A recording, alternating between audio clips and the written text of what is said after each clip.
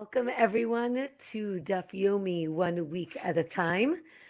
This is our fifth class in Masechet Nazir, and today we are going to be reviewing Daf 30 to Daf 36. We are actually going to finish the fourth chapter and learn the entire fifth chapter, and actually already begin the sixth chapter. So we have a lot to do tonight. So Daf 30, we are going to be finishing chapter 4.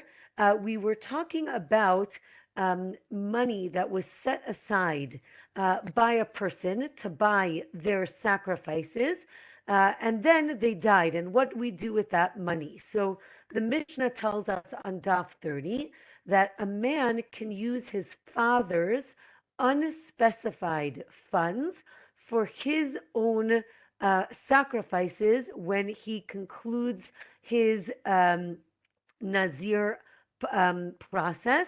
Of course, this is when if the father died, but a woman cannot, meaning the daughter cannot do this. The son can, and the Gemara is going to explain it. And then we're going to get the case. The Mishnah explains, if the father and the son were both Nazirim, they're both Nazirs, and the father set aside money, and then he died, then the son cannot use the money. All that money has to go to buy voluntary sacrifices. However, if the father was a Nazir, he separated the money, then he died, then the son came and said, I'm going to be a Nazir if I can use my father's money. So the Mishnah explains that this son is a Nazir and can use the funds left by his father. The Gemara explains that this is an exception. This is a rule that is a tradition from Sinai. In Hebrew, the term is halacha lemoshe misinai, meaning this is a law that was taught to Moshe at Sinai. What does this mean?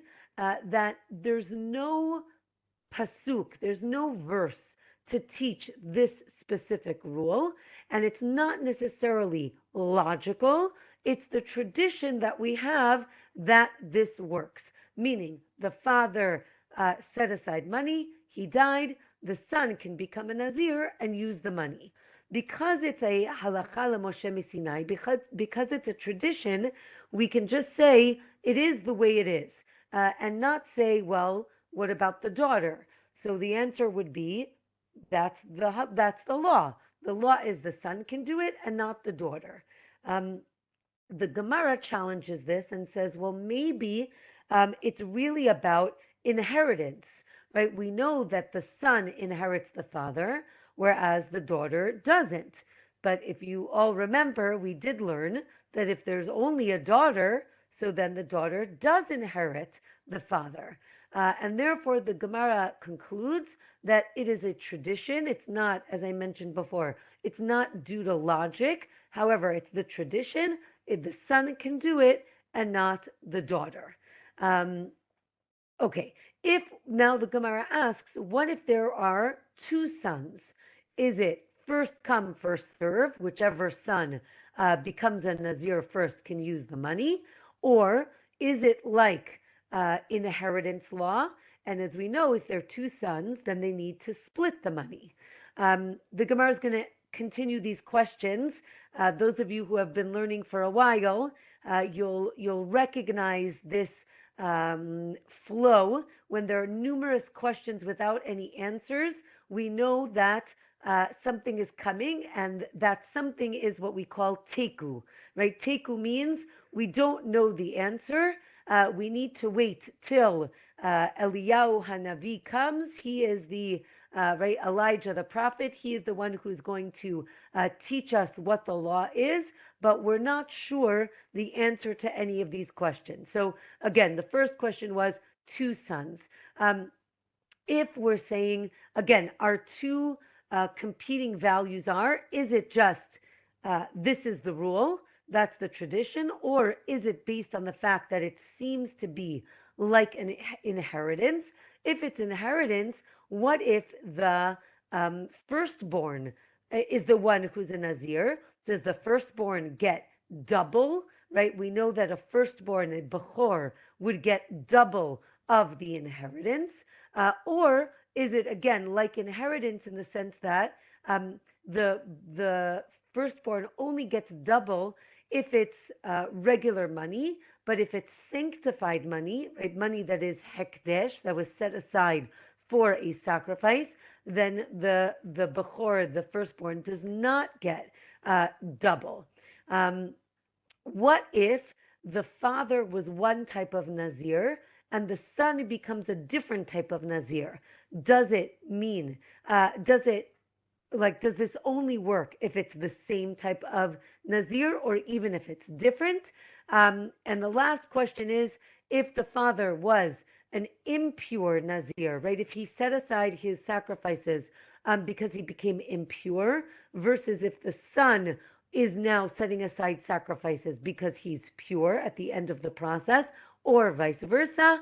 And the Gemara ends with, as I mentioned before, teku, right? We have to wait for the answer. We are left as a cliffhanger at the end of this chapter, and this is the end of the fourth chapter. Okay, Daf 31.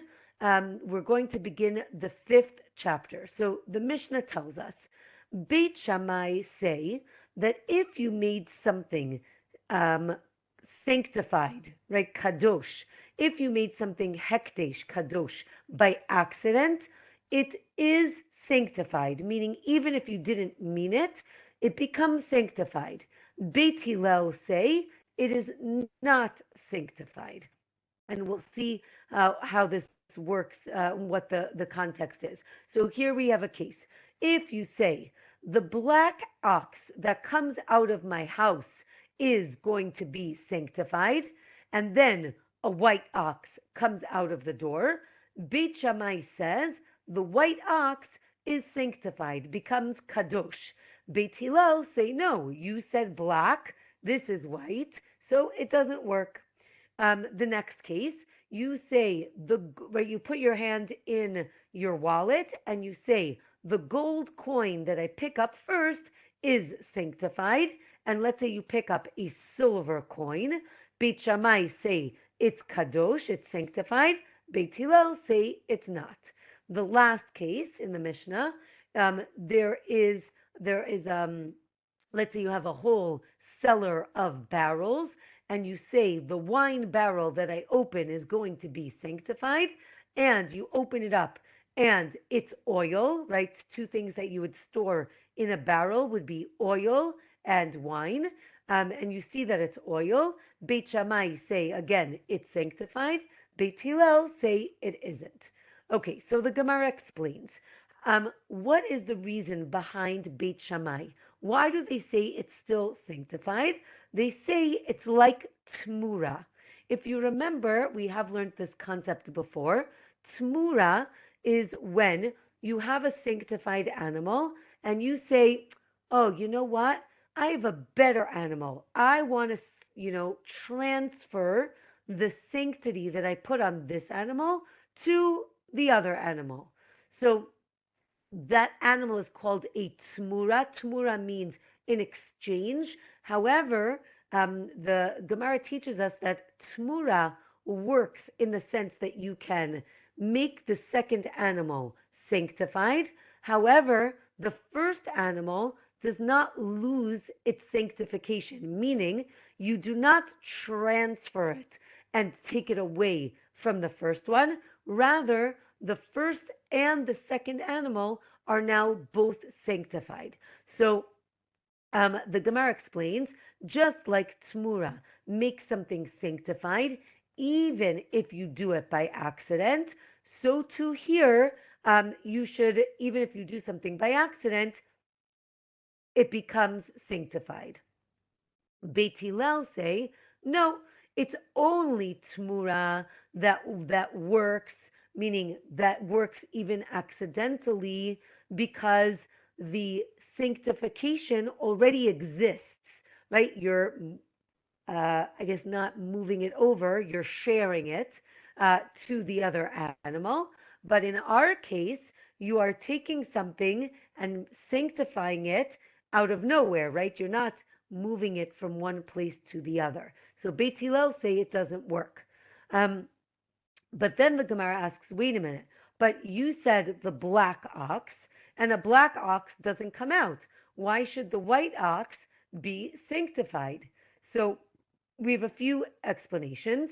Rav Papa says the Mishnah means the first black ox, right? When you said the black ox that comes out, you're saying basically the right the first black ox that comes out is kadosh, is sanctified, right? And therefore, maybe it means that the white one isn't sanctified. Rather, the next black ox that comes out is sanctified. Um, right, that's how Beit Hillel understand it, right? But if a white one comes out, it's not sanctified. Um, sorry. Beit Hillel understands it as the first ox, that the first ox that comes out will be black, and therefore it will be sanctified. Um, and therefore the white one is not sanctified because that's not what you said. But Beit Shammai say, no, even if it's accidental sanctification, it does work. Even though you said black and this one is white, it does work. Okay, and now we have a case. I don't know, it's not so complicated. We're going to have it here, and then we're going to have the Mishnah in a few minutes. We'll see the Mishnah again. So this is the case. There's 6 people walking together, and they see a person approaching them. This sounds like a riddle, but it's not. So the first person says, I'm going to be a Nazir because that person who's coming at me, that's Ruvain. The second person says, I'm going to be a Nazir because that person is not Ruvain, right? So the opposite. Number 3 says, I'm going to be a Nazir because one of you is a Nazir, right? Which does make sense. Number 4 says, I'm going to be a Nazir because one of you isn't a Nazir. The next one says, I'm going to be a Nazir because both of you are a Nazir. That would be difficult since they both said different things. And the last one says, I'm going to be a Nazir because everybody here is a Nazir. Also difficult. So Beit Shammai say, all of the people here are Nazirim. Why? Because they all said they're going to be a Nazir, even if it doesn't, right, the condition doesn't work. This is called accidental sanctification, and therefore Beit Shammai say they all become sanctified, and here that means they become a Nazir. Okay, Abaye says that the Mishnah is that a man says in the afternoon, so that was Rav Papa's explanation. Now, Abaye says, no, it's different. The Mishnah is really about someone saying in the afternoon, the black ox that left my house this morning, meaning already, is going to be sanctified. If he would have known that he thought it was black, but let's say it was white. If he would have known that it was white, he would have said white. He just didn't realize what had already left his house, and that is called accidental sanctification. Let's say the person owned a black ox with a lot of white oxen, right? So this is then less valuable. And when he sanctified the black ox, he was basically saying the cheaper ox is going to be sanctified. This in Hebrew or in the Gemara is called ayin ra'ah, which literally means a bad eye. What does that mean? There's always a discussion when someone wants to sanctify something. Do they want to sanctify the best thing that they have? Right. So Zohar writes evil eye, but here it doesn't mean evil, right? Not like an ayin hara, but it means in a like a bad. You looking at something in a bad way. What does that mean? When I sanctify something, am I trying to sanctify the best thing that I have, or am I trying to sanctify the not the best? I don't want to say the worst thing, but maybe the less valuable thing, right? I'm giving a gift to the Beit HaMikdash, to the temple. Am I trying to say I want to give the best thing, or am I saying I want to give a thing? It doesn't have to be my best. It could be my third best. Right? So, are you saying that you wanted to give something less valuable? Um, and that's why you said black, but you didn't mean the white one, which is more valuable. Um, so the Gemara tries to prove from the other cases, right? We had gold versus silver.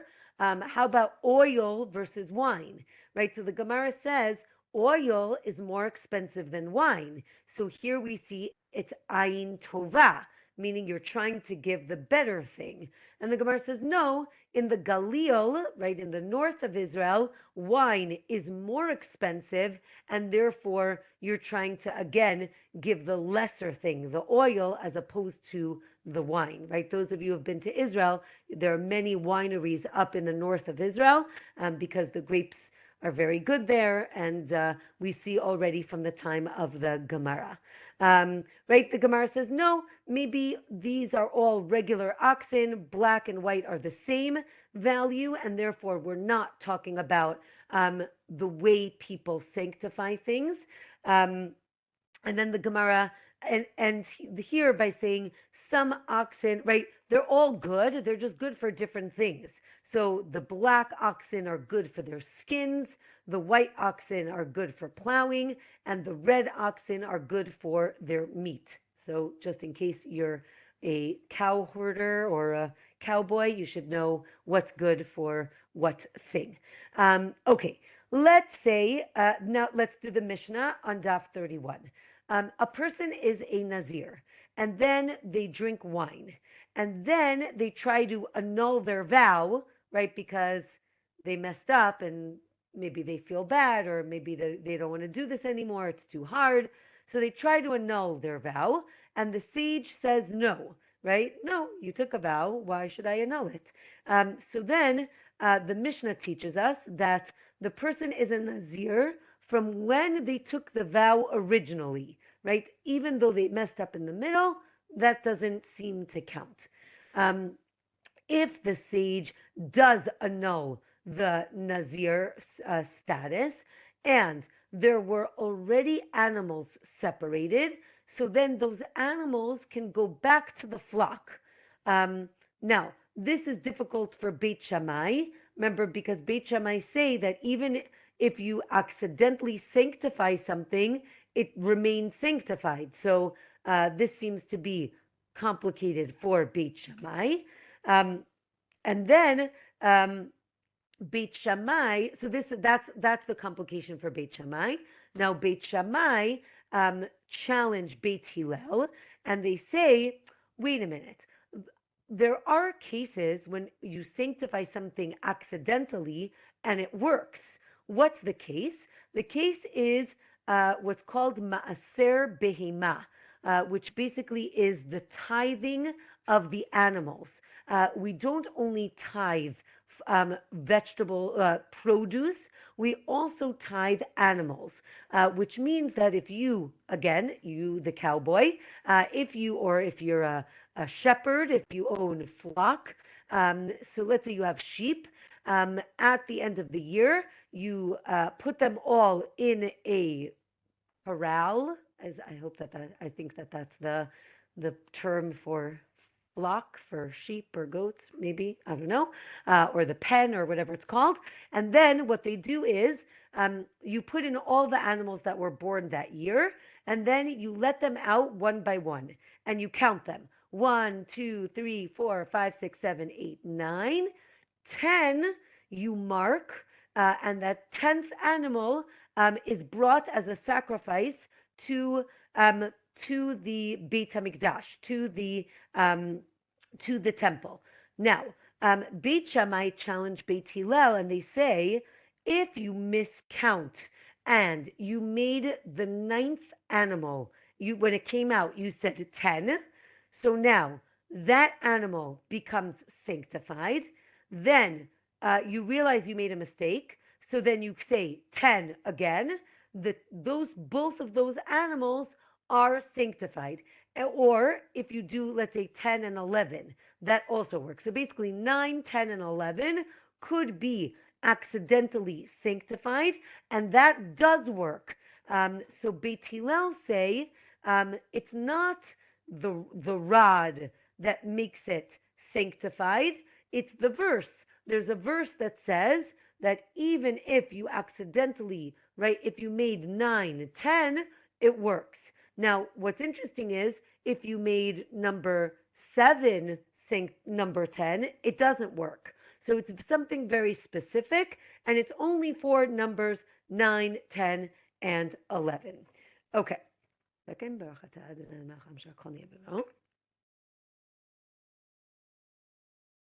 Okay. Daf 32. So the Gemara tells us, again, back to the first case in the Mishnah, if a person transgressed during the Nazir period. So there's a Braita that says that they have to make up those days before they can annul the vow for them. Or maybe it's before he can bring the sacrifices. Or maybe at least the person needs to make up at least 30 days, meaning there seems to be a situation where they do have to make up the days where they transgressed. So the Gemara says you can amend our Mishnah to say that you need to add the days of transgression, meaning yes, you can count from the beginning, but you have to add the days when they transgressed. Beit Shammai agree that the animals are not sanctified because the person basically reveals that they didn't want to be a Nazir. If they completely don't want to be a Nazir, so then it seems that Beit Shammai agree that the animals do go back to the flock and they are not sanctified. Okay, and as I mentioned before, right, 9 can become sanctified like 10, maybe only accidentally, or the Gemara suggests even deliberately, even if you did it on purpose, it might still work. Okay, the next Mishnah tells us a Nazir, again, let's say a Nazir put an animal aside, but then that animal was stolen. And they don't really want to buy another animal, right? Animals are very expensive. So he decides that he wants to annul the Nazirut. He's like, you know what? Forget this. I don't want to be a Nazir anymore. I don't want to bring any sacrifices. So the Mishnah says, if the person was a Nazir before it was stolen, then we do not annul the vow.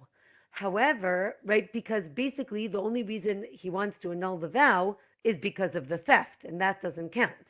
But if it was stolen before he became a Nazir, then you can annul it, right? Because at the time of the vow, he wouldn't have taken it upon himself if he would have known that it was stolen already. The next case in the Mishnah, this was so the Mishnah says this was the mistake of Nahum Hamadi when Nazirim came to him, and they wanted to bring their sacrifices after the destruction of the temple. Sorry, I was trying not to yawn. Okay, right. Basically, people didn't realize that the temple was destroyed, and they brought their sacrifices, right? They were Nazirim, and they brought their sacrifices. And what did Nahum Hamadi do? He annulled their Nazirut status because they wouldn't have taken upon themselves to be a Nazir if they would have known that the temple was destroyed. However, the sages said, the Chachamim said, Nizirim who vowed while the temple was still around, you can't annul their vow because their Nizirut is real, right? They took it upon themselves when there was a temple. However, if they took the vow after the destruction, then they could annul their Nizirut. I think this is a very powerful Mishnah because we think about the destruction of the temple as something that everybody knew about, but we can see from this Mishnah that that was not the case, right? People showed up with their suitcases, and they didn't realize that the temple was destroyed. So I think it's just an interesting phenomenon or a glimpse into the past, right? What could this have meant, right? That did people know about it? Did people not know about it? Right? It seems from this story that they really didn't know about it till they get to Israel. So I think it's just very, very interesting. Yes, exactly, Lynn. Definitely, there was no Instagram story, and it was not put on Facebook. So really, you can imagine. What life was like. So I think it's very vivid here. So the Gemara says, again, our Mishnah seems to be discussing the concept of nolad. If you remember in Masechet Nedarim, we discussed, can someone use a new concept, meaning new to them, as a petach, as an opening to annul their vow, right? And this is a machloket. We saw this in Masechet Nedarim, right? If this did not, right? If this idea, concept didn't exist when you took the vow, it's not enough to annul the vow, or not necessarily, and you can use it to annul the vow. Okay, next Mishnah. So the next Mishnah is the case that we mentioned on Daf 31 of the 6 people walking along. So I'm not going to read it again, but if you remember, right, 6 people walking along. One says, I'm a Nazir if it's Ruvain. Okay, I am going to review. One says, I'm a Nazir if it's Ruvain. The other says, it's not. I'm a Nazir because it's not Ruvain. We're both. We're neither. Right. So that's the case. Here are all the opinions. So Beit Shammai say they're all Nazirim, again, because Beit Shammai holds accidental accidental sanctification is sanctified. You are a Nazir. Beit Hillel say only the people whose words weren't fulfilled are, only those people are a Nazir. This is very difficult, and the Gemara is going to change it, as you can imagine. But the next opinion is Rabbi Tarfon, who says no one is a Nazir. Why? Because if you don't know the identity of the person that was walking, then no one is meaning at the time when they take the vow, they didn't know the identity of the person. Therefore, Rabbi Tarfon says nobody is a Nazir. Rabbi Shimon says people should basically, right, all 6 people should basically say, either I'm a Nazir because it's obligatory, or it's voluntary, and either way, I'll be a Nazir, right? So that's kind of like smoothing out all of those kind of rough edges. Here, I see, right? Mate Esther asked, what about, right, Rosh Chodesh? You're right. Rosh Chodesh definitely was signaled and was told, or the message is definitely told throughout the land. It's an excellent question. We do hear stories where people do not know when Rosh Chodesh is, right? Or, right, the messengers didn't get there in time. So you do raise a good question in terms of how is information disseminated in the ancient world? Sometimes it's easier and sometimes it's harder. Again, we could be talking about someone who, let's say, was on the road, so they're not in their regular town to get the regular news, and therefore they're just kind of missing the news. Could be that they lived very far away and they just did not get the news in time.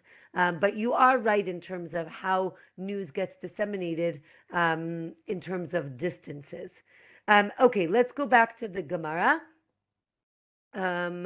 Okay, as I mentioned, the Gemara says, change Beit Hillel to whoever's word was fulfilled is a Nazir, right?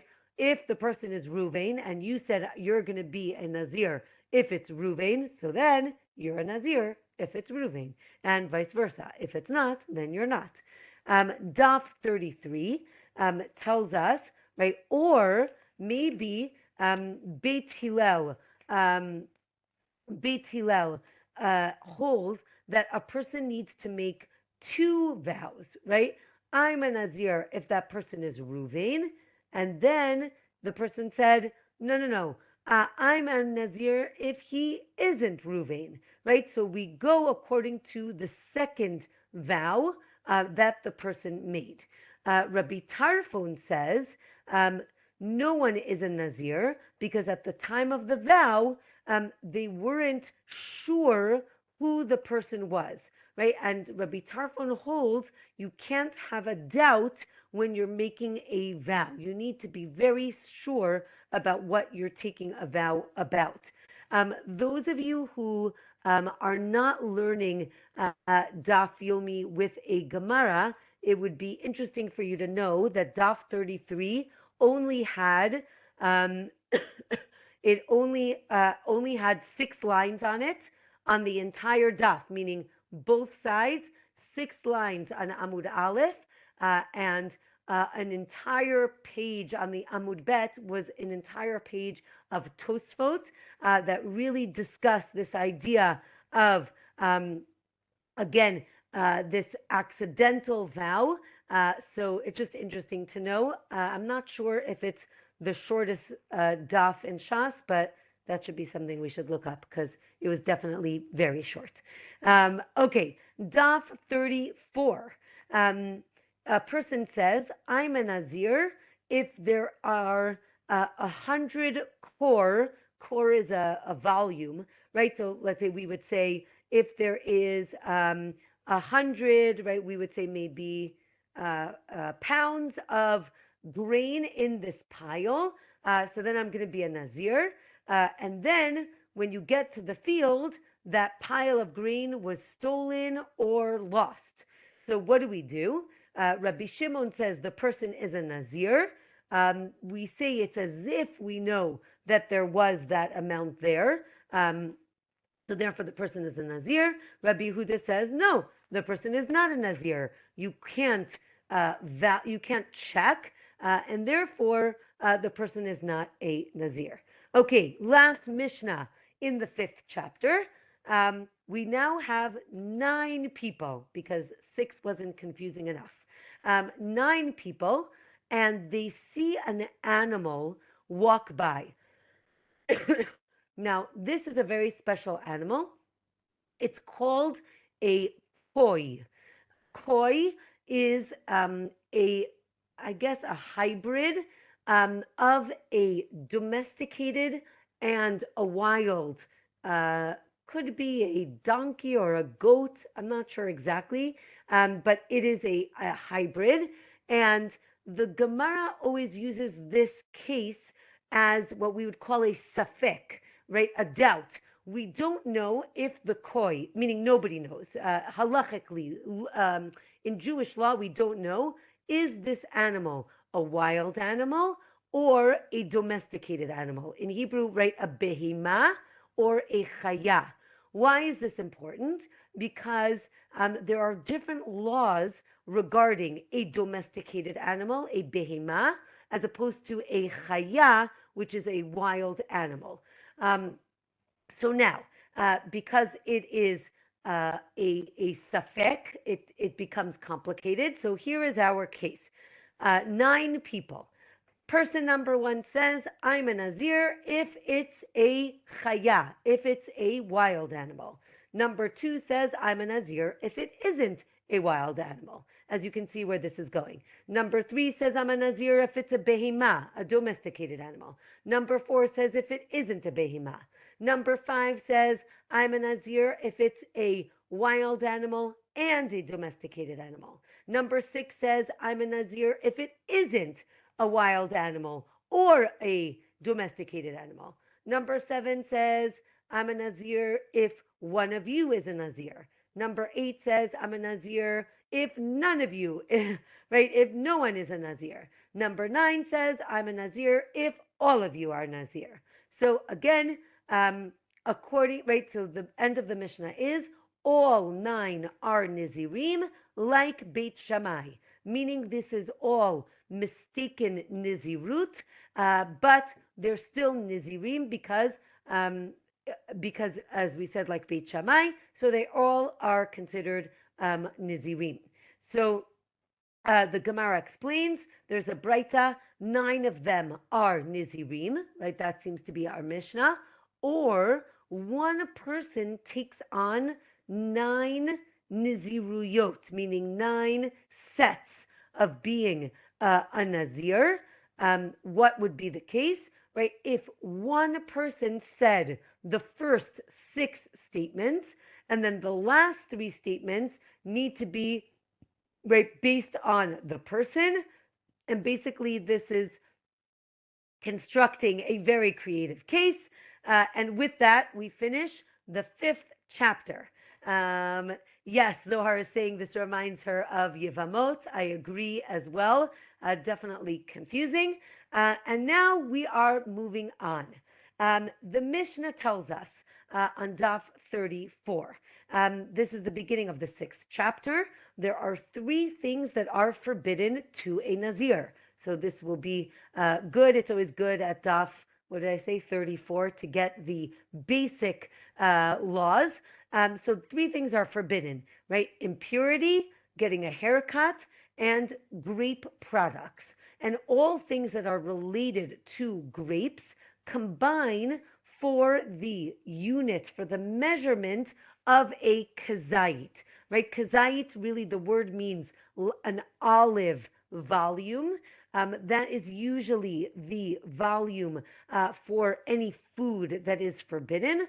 So if you combine different grape products and together it makes a kazait, an olive volume, that is forbidden. Now, the Mishnah says, in the original Mishnah, meaning what's called Mishnah Rishona, the original, I guess, version of the Mishnah, it said that you need to have also a revi'it or revius, which is a quarter of a log of wine in order to have transgressed for wine, meaning there's a specific liquid volume as opposed to solid measurement. Rabbi Akiva said, no, right, if you eat let's say you took a piece of bread and you dip it into wine and you ate a kazait of bread, you still have transgressed, meaning even if you didn't have a kazait of the wine, you still have a kazait of the bread with the wine, and you are liable.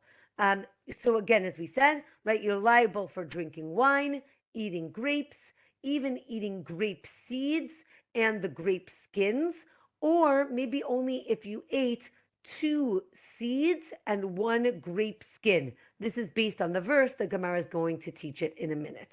Okay, so now the Gemara says, non-fruit parts of the grapevine, meaning maybe the leaves or the shoots, are permitted.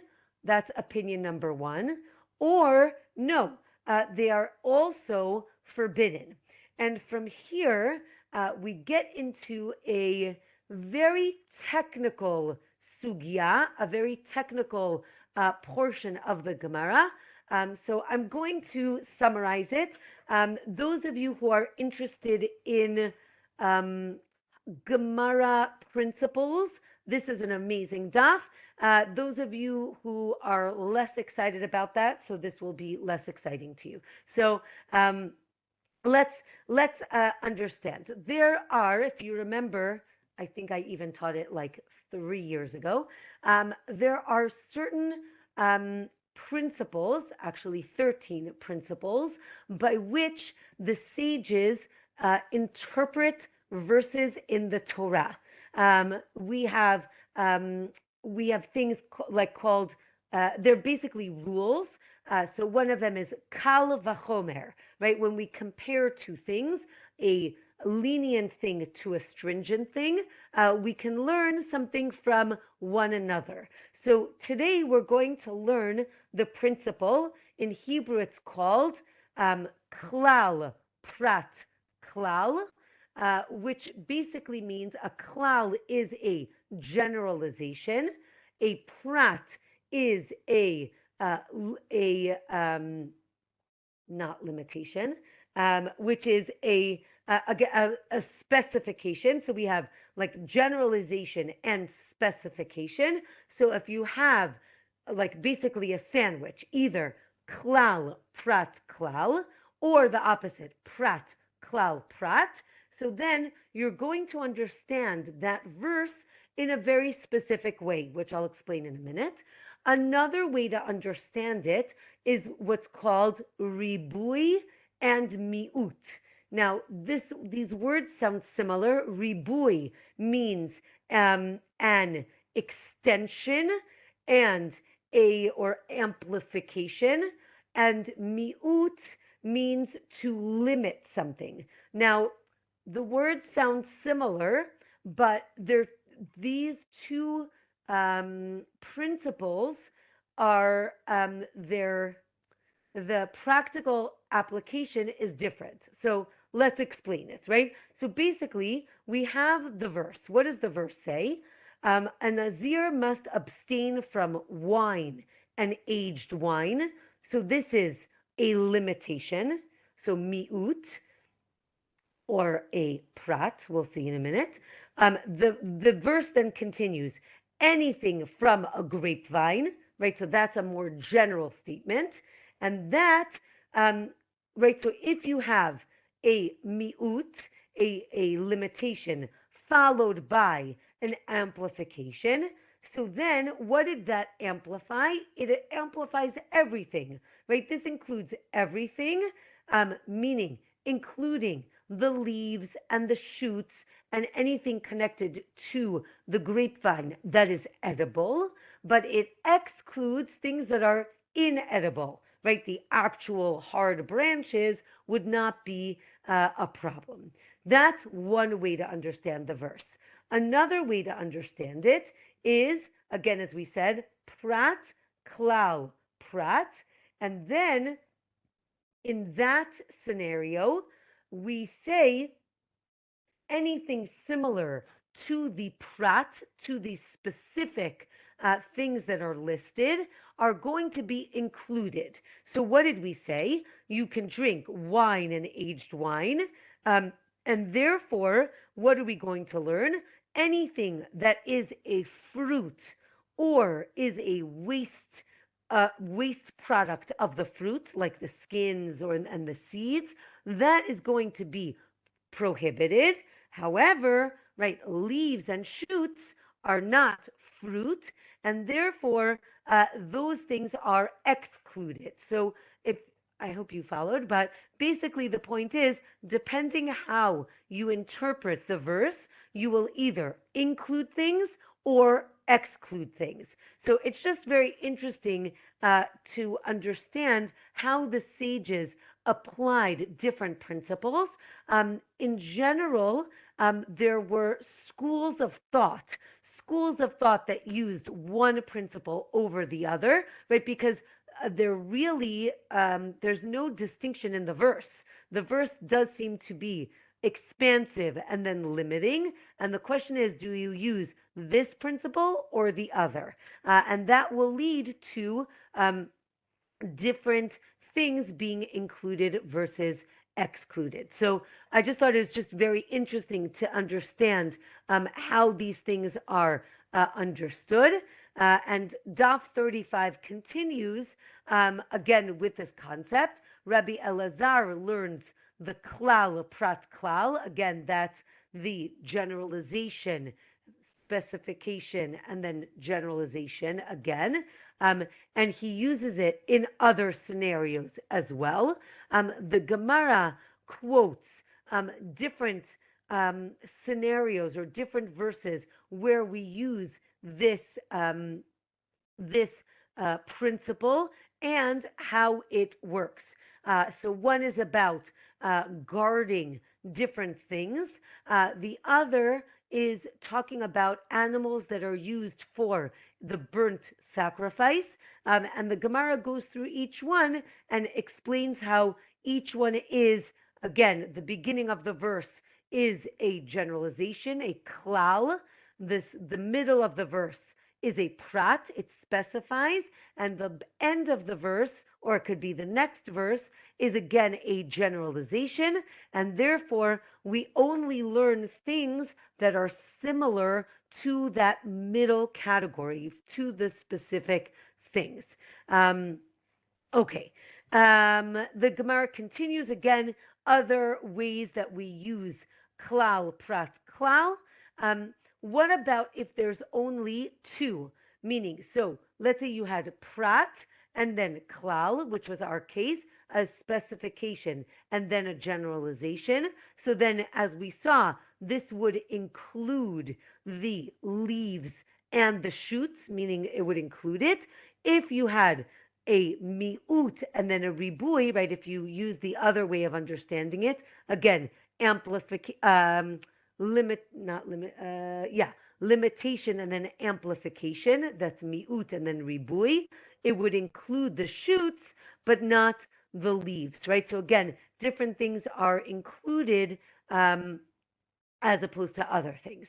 The bottom of 35 tells us that permitted things don't combine with forbidden things to make the shi'ur, to make the amount that would make you liable, except in the case of Nazir, right? There is a special understanding of the verse, and therefore only in the case of Nazir do we have this idea, again, as we mentioned, bread dipped into wine, right? The person is not allowed to have a kazait or a revi'it of wine, but if the person had a kazait of bread that was dipped in wine, meaning the assumption is there isn't a kazait of wine, but there is a kazait of bread dipped in wine, the person has transgressed. So the Gemara challenges this and says, well, what about on Daf 36? We also have this concept of forbidden and permitted things combining with chametz, with what's called seor. Seor is leavening. This is speaking in reference to putting on chametz on the altar. We know that you were not allowed to put, right, even the grain offering was not chametz. It was like matzah. It wasn't leavened. And if you put any leavening on the altar, that would be problematic. So here the Gemara says that if you had a combination of forbidden, right, of chametz and non-chametz together, and together it was a kazait, you would be liable. So the Gemara tries to find another case. The Gemara says chametz is different, and then it tries to find another case. The case is, let's say you have porridge that is truma. Again, truma, the gift to the kohen. Only the kohen, the priest, can eat it, not a non-kohen. And then you added seasoning like garlic or oil that was chulin, meaning regular, ordinary. And then someone who is impure, but in a very special way. It's called a tvul yom. Literally, that means the person went to the mikvah that day.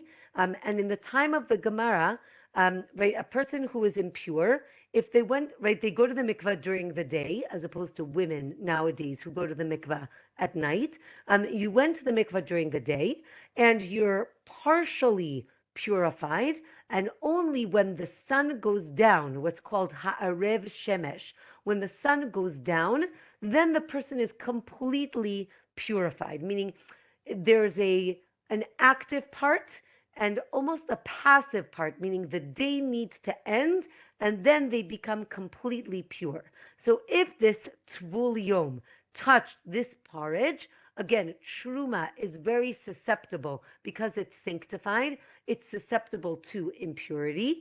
So then the whole thing becomes impure. Basically, he messed up the whole thing. But if the porridge is not truma, regular, what we call chulin, it's regular porridge, but you added garlic and oil of truma, so now if the tvul yom touched it, only the area that he touched, you scoop it out, that is impure, but everything else is pure. So now, how does this work? So the Gemara says maybe it's because the chulin and the truma, right, something that is sanctified and not sanctified, combine, and therefore that's why the person would be liable. And the Gemara says no, that's not the reason, right? Basically, if let's say a non-Kohen ate this porridge, so then they would get lashes. So maybe it's because of this combination. The Gemara says no, maybe it's not that it combined, but rather within 3 to 9 minutes. In the Gemara, this is called kedei achilat pras, the time it takes to eat basically half a loaf of bread. So then in that time period, if you eat porridge, so you would have eaten a kazait of truma. Remember again, the truma is the oil or the garlic. If you eat and eat and eat, right? If you eat for 6 to 9 minutes, you will probably have eaten, right, a kazait of garlic and or oil. So that is the reason the person gets lashes. From here, the Gemara brings up 2 cases where a person was dealing with truma spices and regular spices, and they both get basically spilled into 2 separate pots. One is truma and one is regular. So the Gemara tells us we assume the truma went into the truma and the regular went into the regular, and everyone can eat, right, whatever they're allowed to eat. The Gemara asks, how is this possible? So we say, oh, no. This is only rabbinic. And because it's rabbinic, that is why we are lenient. But in general, it wouldn't work. And the last case on Daf 36 is a similar case of things spilling into others, but now we're talking about grain, right? With spices, they said it's rabbinic because truma of spices is rabbinic. But now, let's say grain, which is biblical in origin, spills into, again, regular, again, one box of regular grain, another box of truma. Again, it says that we are lenient. The question is, how could we be lenient? The Gemara says, well, when we're talking about the same, in Hebrew it's called min bimino, right? The same produce, the same product is mixed with the same thing, meaning wheat fell into wheat, barley fell into barley. If that's the case, then you need at least good species. That's good. Thank you, Zohar. You need at least the equal parts forbidden and permitted in order for it to combine to make it forbidden. But here the case was a small amount fell into a big amount. Therefore, it would not combine to make the whole thing forbidden.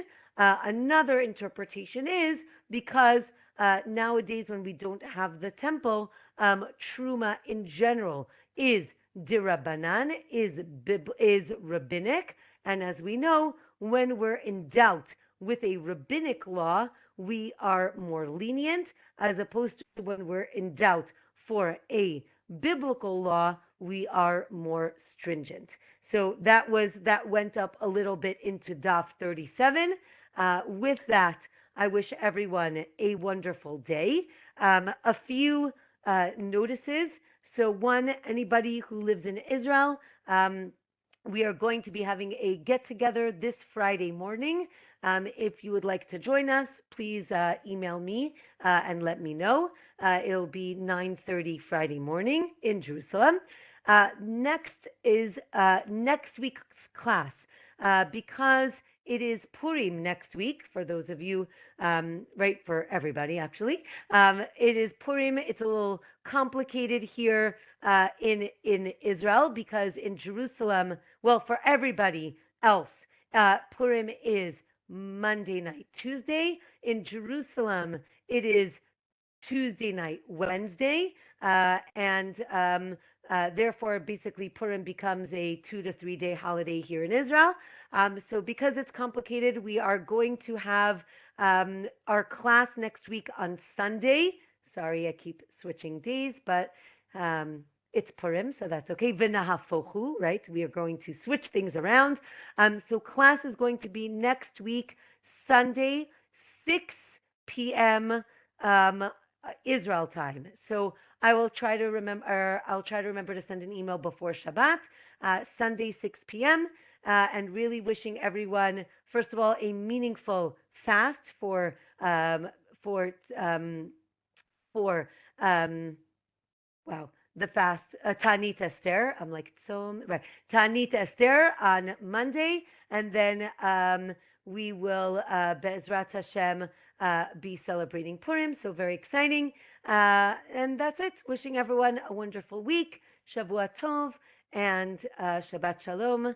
And see you next week.